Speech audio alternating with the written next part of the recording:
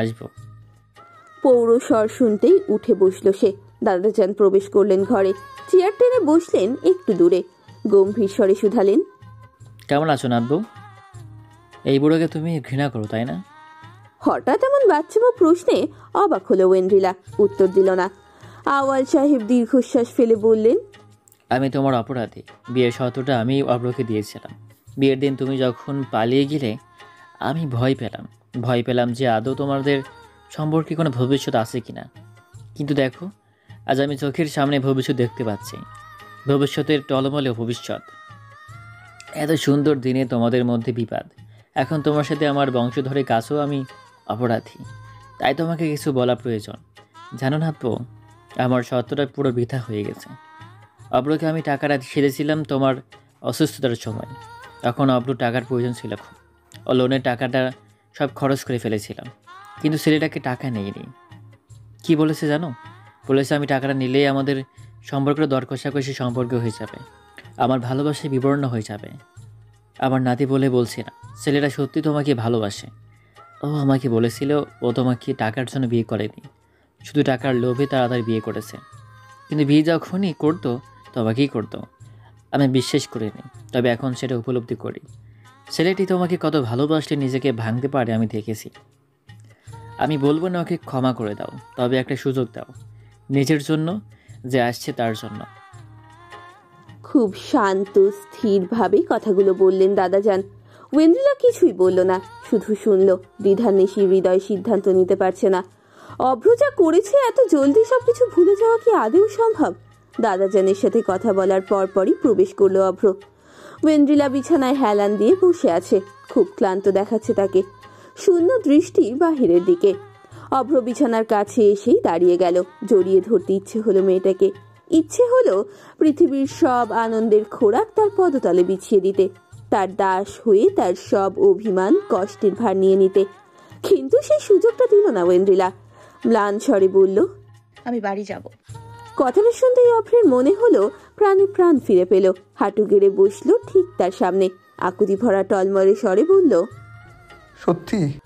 হ্যাঁ, তবে এটা যদি ভেবে থাকিস যে আমি তোকে ক্ষমা করে দিয়েছি, তাহলে ভুল ভাবছিস।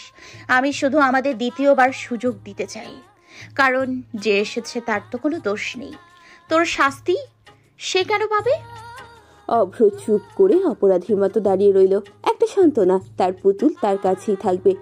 শুধু ভালোবাসাটা মলিন হয়ে গেছে। অভ্র মনে মনে সিদ্ধান্ত নিল সে তার অভিমানিনীর মান ভাঙাবে, ভাঙাতেই হবে। আজকের সকালটা অন্যরকম। সোনালি রোদের কিরণে কেমন খুশি খুশি মেজাজ। আজ ডাক্তারের কাছে যাবে অভ্র এবং ওয়েন্দ্রিলা। আল্ট্রাসনোগ্রাম করানো হবে ওয়েন্দ্রিলার। বান্দরবান থেকে আসার পর টেস্ট করে কনফার্ম হয়েছে তারা। সাবেরার পরিচিত একটা ভালো ডক্টরের সাথে আজ দেখা করতে যাবে।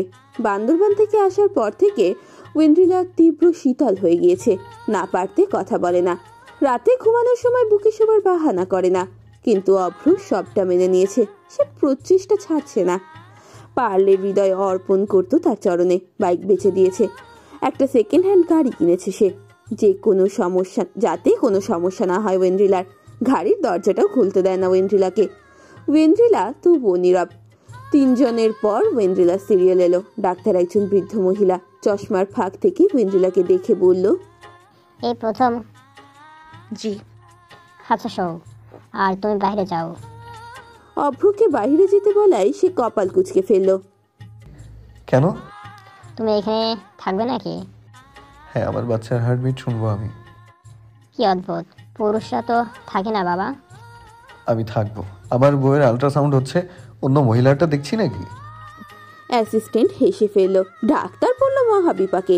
ওয়েন্দ্রিলা বিরক্ত হয়ে বলল, থাক, বাদ দেন তো, থাকুক। ডাক্তার হাল ছেড়ে দিলেন।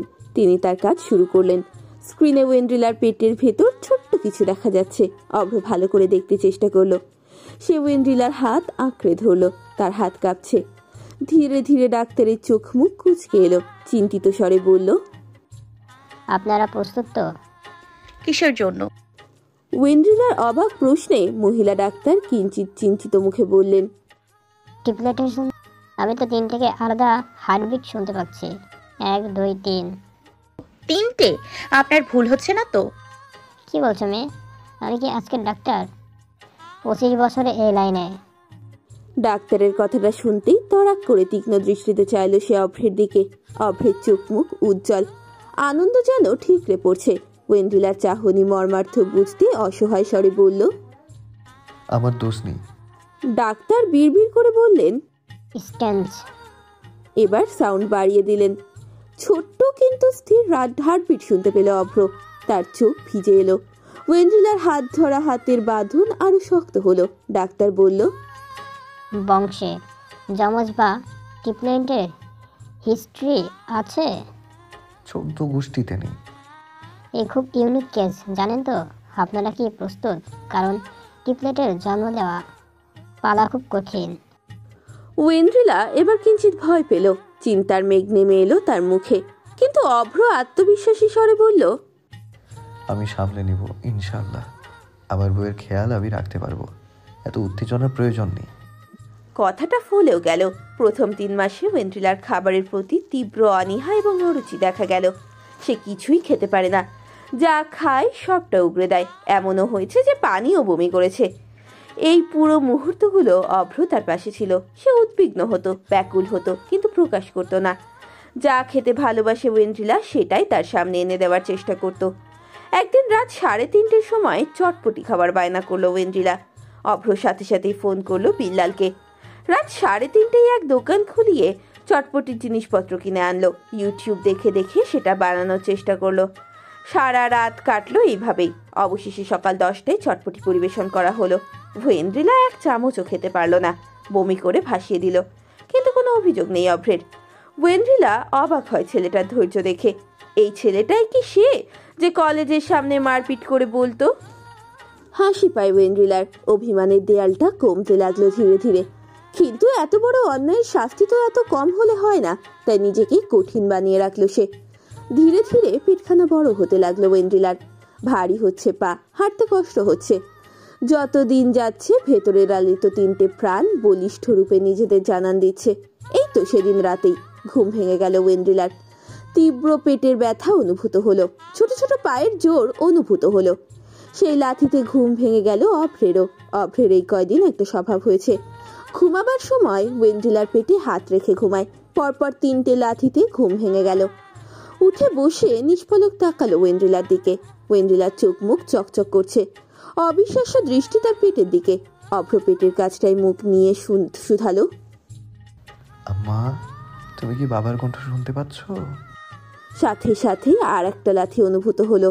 অভ্রের গলা ধরে এলো, অজস্র চুমু খেলো পেটে। ধীর স্বরে বলল, বাবা তোমাদের অপেক্ষায় অধীর হয়ে আছে আম্মু, তাড়াতাড়ি এসো কিন্তু। ঋতু বদলের ছোঁয়ায় প্রকৃতি নতুন সাজে সাজতে ব্যস্ত। মানুষের জীবন তীব্র গতিতে চলমান। ঝরা পাতার গাছে এখন ফুল ধরেছে। শীত, বসন্ত, গ্রীষ্ম শেষে বর্ষা নেমে এসেছে ধরণীতে। ঘাস ফড়িংয়ের দাপাদাপি ঘাসের উপরে বিদ্যমান। দেখতে দেখতে 37 সপ্তাহ কেটে গেল। ডেলিভারি ডেটের আগেই ডক্টর হসপিটালে ভর্তি হতে বলেছেন। কয়েক সপ্তাহ ধরে বিভিন্ন সমস্যা দেখা যাচ্ছে, যেমন পানি শুকিয়ে আসছে, অক্সিজেনের ঘাটতি দেখা যাচ্ছে। তাই দ্রুত হসপিটালে ভর্তির সিদ্ধান্ত দিয়েছে ডক্টর। সকাল সকালই ভর্তি হলো ওয়েন্ড্রিলা। নীলাদ্রি পিউ তারাও চলে এসেছে। নীলাদ্রি বিসিএস এর রিটেন পরীক্ষা সামনের সপ্তাহে। তবুও সব ছেড়ে চলে এসেছে। পরিবারের প্রতিটি প্রাণ উপস্থিত। বিল্লাল এবং তৃষাও এসেছে। কিছুদিন আগেই তাদের বিয়ে হয়েছে। প্রথমে তৃষার বাবা আপত্তি জানালেও অবশেষে বিল্লালের সততা তাকে অভিভূত করতে পেরেছে। একটু পর অপারেশন থিয়েটারে প্রবেশ করানো হবে ওয়েন্ড্রিলাকে। নর্মাল ডেলিভারি সম্ভব নয়, সিজারিয়ান হবে।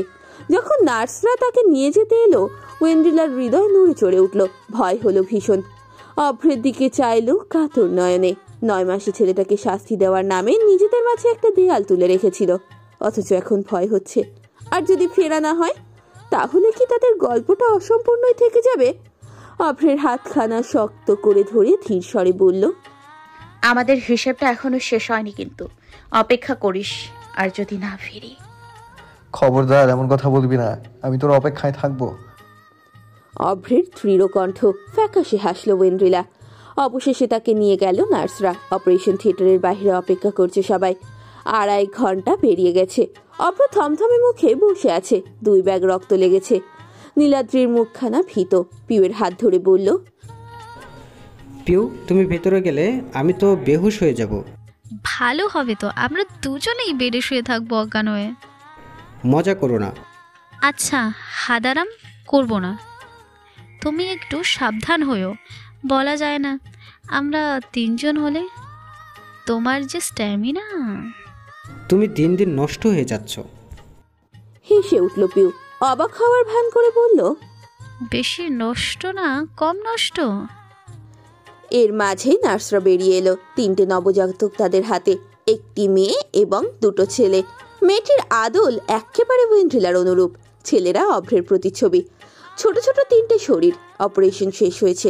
অভ্র প্রথমেই শুধালো, আমার স্ত্রী? আলহামদুলিল্লাহ ভালো। নিন বাবুদের কোলে নিন। অভ্র মেয়েকে কোলে নিল। তুলতুলে শরীরটা কোলে নিয়ে পৃথিবীর সর্বসুখী মানুষদের তালিকায় উত্তীর্ণ হলো যেন সে। সালাম সাহেব নাতিকে কোলে নিয়ে বলল, অবশেষে দাদা হয়ে গেলাম ইদ্রিস ভাই। আসলের থেকে সুদেই মায়া তো অনেক। ঠিক সালাম ভাই। আওয়াল সাহেবের জীবনচক্র আজ পূর্ণ। একটু পর আজান দেওয়া হলো বাচ্চাদের উদ্দেশ্যে। বাচ্চাদের নাম রাখা হলো জিয়ান, দিহান আর অথই। অভ্র অনুমতি চাইল ওয়েন্ড্রিলাকে দেখার। অনুমতি পেতেই ছুটতে গেল সে। ক্লান্ত ব্যথাতুর মুখখানায় চুমু খেলো অভ্র। ওয়েন্ড্রিলার চোখ মেলে চাইল। চাহনি খুবই ক্লান্ত। মলিন স্বরে বলল, বাবুরা কেমন হয়েছে? সুন্দর। আমি কিন্তু ফিরেছি। ধন্যবাদ। শুধু ধন্যবাদ? তোর জন্য আমার প্রাণ হাজির। শুধু বল একবার। হৃদয় নিংড়ানো প্রেম নিবেদন। যথাজ্ঞা মহারানী। 4 দিন পর বাসায় আনা হলো ওয়েন্ড্রিলাকে। 3টে বাচ্চা সামলানো কি মুখের কথা? কিন্তু শাশুড়ি এবং মা থাকায় একটু সহজ হচ্ছে। এদিকে অভ্র তো আছেই। মেয়ে ভক্ত বাবা। ছেলেদের দিকে খেয়াল না থাকলেও মেয়েকে চোখে হারায় সে। তার সবকিছুই নিজ হাতে করে। মেয়েটার স্বভাব একেবারে ওয়েন্ড্রিলার মতো, নাক উঁচু, জেদি। বাবা কোলে না নিলে সে ঘুমাবে না। আর ছেলেগুলো একেবারে শান্ত, শুধু খিদে লাগলে একসাথে চিৎকার করে। সালাম সাহেব সারাটাক্ষণ নাতিদের মুখে তাকিয়ে থাকেন। তা দেখে অভ্র শ্বশুরের উদ্দেশ্যে বলল, কি শ্বশুর আব্বা, আমার প্রোডাক্ট কেমন দেখছেন? টপ নচ না? অভ্রের কথা শুনে সালাম সাহেব মুখ বাঁকিয়ে বললেন, ছাগলের ঘরে ছাগল বলে কি, এ যেন তার কৃতিত্ব। আমার নাতি নাতনি তো আমার মতো সুন্দর হবে, এটাই সায়েন্স। গোষ্ঠীর দূর দূর থেকে এমন ইউনিক প্রোডাকশন দেখেছেন কখনো? একসাথে 3টে। এটা আমার ভালোবাসা, বুঝলেন? আমি যে আপনার মেয়েকে কতটা ভালোবাসি এই তার প্রমাণ, বুঝলেন শ্বশুর আব্বা? নির্লজ্জ ছেলেটার কথা শুনে ওয়েন্ড্রিলা পারে না মাটি ফাঁক করে ঢুকে পড়ে। বাবা হয়েছে অথচ মুখে লাগাম নেই। বিকালের রোদ নরম হয়ে এসেছে। অবশেষে বাচ্চারা ঘুম। অভ্র 3জনকে শুইয়ে দিয়েছে। বারান্দায় এসেছে ওয়েন্ড্রিলা। ক্লান্ত মুখমণ্ডলে লেপ্টে আছে। অভ্র ধীর পায়ে এসে তাকে পেছন থেকে জড়িয়ে ধরল। ওয়েন্ড্রিলা তার উষ্ণ স্পর্শে নিজেকে এলিয়ে দিল। হেসে শুধালো, কেমন লাগছে জনাব? খুব শান্তি। আমি তোকে বোঝাতে পারবো না বাবু। থ্যাংক ইউ সো মাচ এত চমৎকার গিফটের জন্য। আর আমার গিফট? অভ্র হাসলো। তাকে ছেড়ে হাঁটু গেড়ে হাত বাড়িয়ে গাঢ় স্বরে বলল, আমার মন শহরের প্রতিটা ইটে তোর নাম খোদাই করা। বাতাসে শুধু তোর গন্ধ, অলিতে গলিতে তোর হাসির গুঞ্জন। অম্বর জুড়ে ভাসমান মেঘেরা ধরণীতে গলে পড়ে তোর প্রতীক্ষার বিরহে। প্রতিটি প্রহর তুইতে সাজতে চায়। পথহারা পথিকের মতো বসে আছে শুধু তোর অপেক্ষায়। এই ছেঁড়া নোটের উদাসীন মন শহরে নিমন্ত্রণ জানালাম, আসবি কি? হেসে উঠল ওয়েন্ড্রিলা। এই ছেলেটার উপর কি আর অভিমান করে থাকা যায়? যে হৃদয় নিংড়ে নিয়ন্ত্রণ জানায়, সেই মন শহরের নিমন্ত্রণ কি ফেরানো সম্ভব?